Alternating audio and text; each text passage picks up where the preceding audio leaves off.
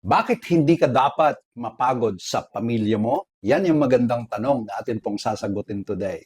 Napapagod ka na bang magpayo sa mga anak mo? Pakiramdam mo ba minsan paulit-ulit ka na lang bilang magulang? Parang gusto mo na bang sabihin, bahala na sila sa kanilang buhay?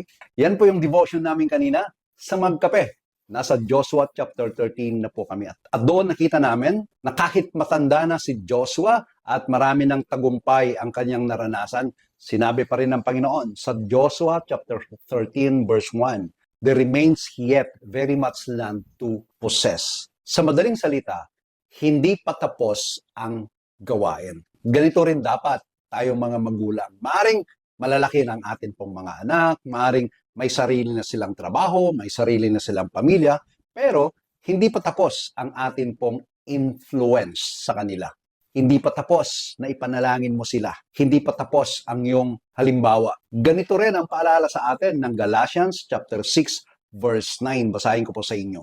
Let us not grow weary of doing good, for in due season we will reap if we do not give up. Ang keyword dito ay grow weary. Alam niyo po sa Greek na ginamit, ekakeo. Ang ibig sabihin, become discouraged or give up. Huwag tayo mag-give up kahit napakahirap. Sinabi na Apostle Paul dito na huwag tayong mawalan ng pag-asa or hindi ko tayo dapat bumigay na gumawa ng mabuti dahil may bunga ang katapatan.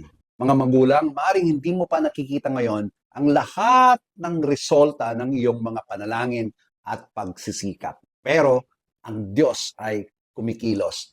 Listen to this. Mahal ni Jesus ang pamilya mo. Higit pa sa pagmamahal mo sa kanila.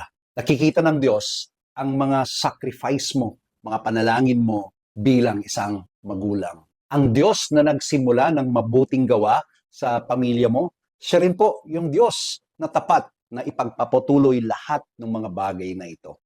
Kaya huwag kang mapagod. Huwag kang sumuko. God is not finished with your family yet.